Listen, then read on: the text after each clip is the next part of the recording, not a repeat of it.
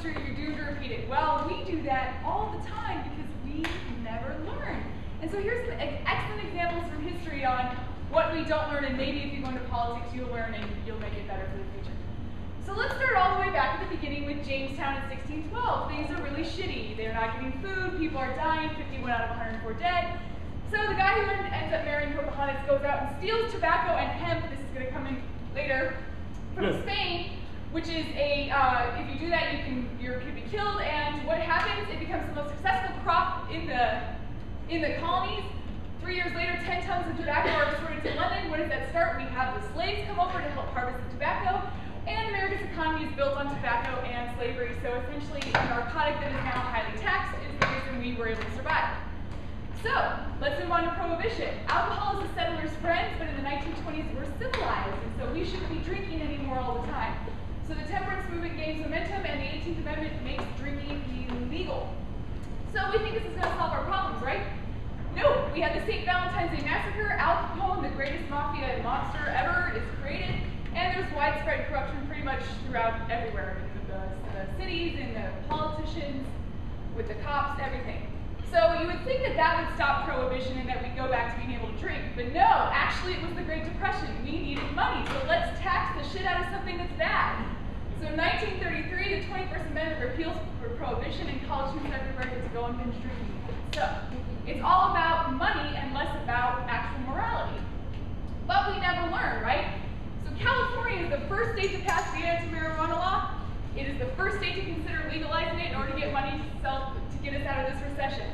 Even though it's spending $1 trillion in 40 years on preventing drug trafficking, and even though it's one of the most harmful drugs according to the FDA. All right, next. Don't solve problems, ignore them. This is kind of BP right now. Hate to disappoint you, but we're a republic, not a democracy. The Electoral College is actually not a direct election. These electors get to decide who our next president is, and the reason is because small states needed a compromise. We have actually had 5 elections where the president has been decided by the electors and not by the popular vote, the most recently in the 2000 election. In 1824, the president was actually decided by the House of Representatives, and in 2000, the Supreme Court decided who our president was. So why don't we fix it? Public memory is a little short. It's 50 years between these elections. So it's all the hullabaloo around the 2000 election, but it's probably going to be another 50 years before this problem comes up again. It's California's fault because it's a big state, they have a lot of power, and they don't want to give up their electoral votes. Never get involved in a land war in Asia.